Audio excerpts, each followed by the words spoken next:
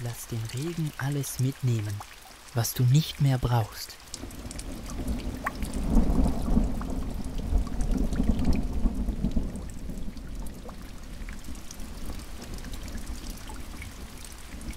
Lass den Regen alles mitnehmen, was du nicht mehr brauchst.